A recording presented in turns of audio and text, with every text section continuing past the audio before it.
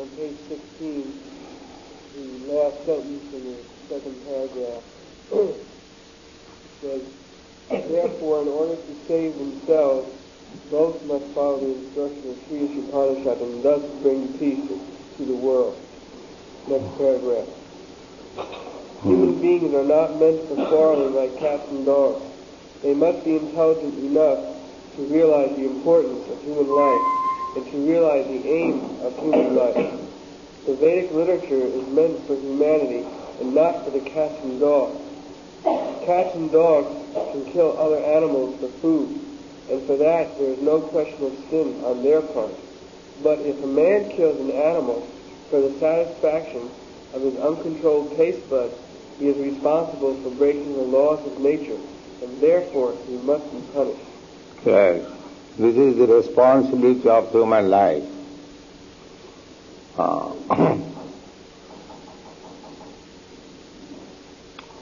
The responsibility of human life, ordinarily you can understand, several times I have explained also, that even the state laws, they are meant for the human citizen.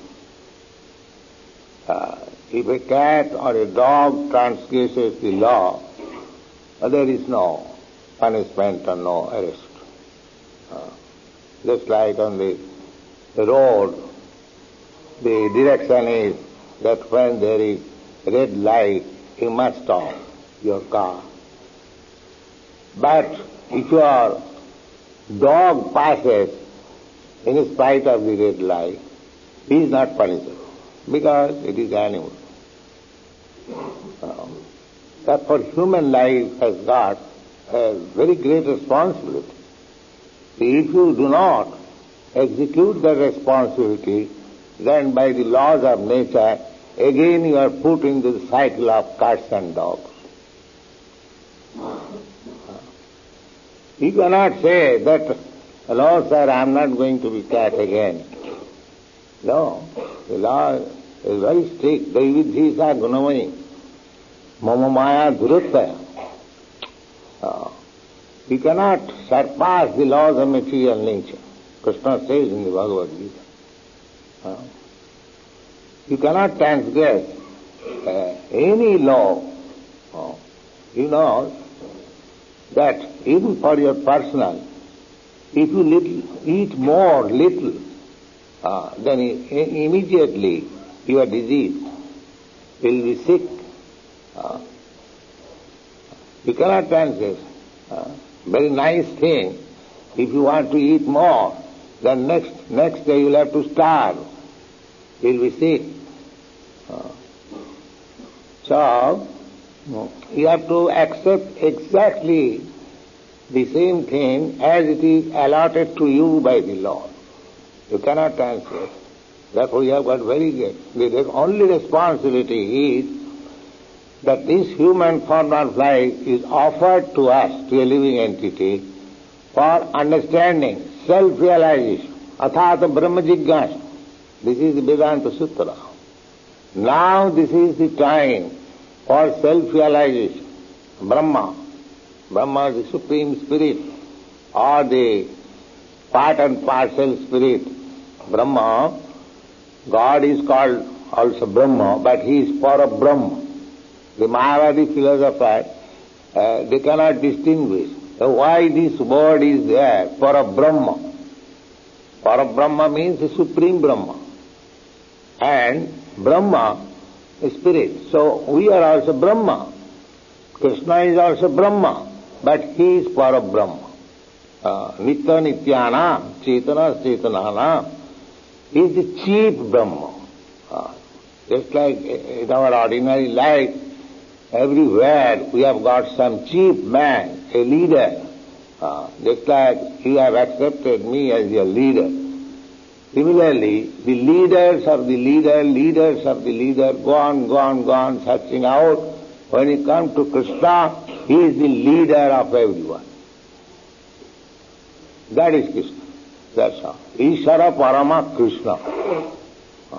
Everyone is Brahma or God, whatever you say, Ishvara, but nobody is Parama. Parama means supreme. I can be controller of this institution.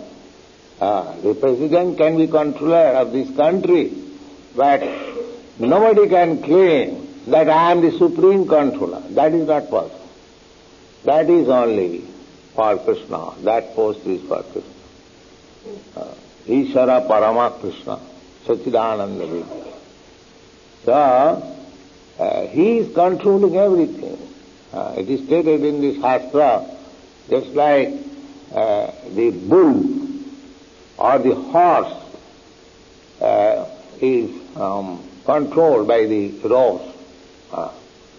It is bound up in the mouth or in the nose. The driver pushing little this way, immediately he has to turn this way. He is so powerful, he is so stronger than the driver. But in spite of the strength, he is managed to be kept in such a way, as soon as the driver pushes like this, immediately he has to. He cannot say, the animal cannot say, no, I shall go this way. No.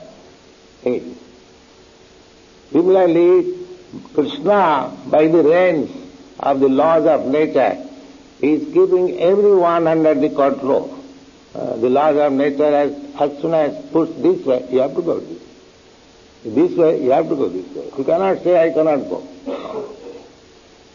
This is the understanding of Krishna consciousness. Foolish people, rascal people, they are claiming to be independent. Nobody is independent. Nobody can be independent.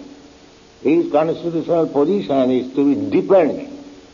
But if he keeps himself dependent under Krishna, then he is happy. Otherwise, he will have to be dependent of Maya and suffer.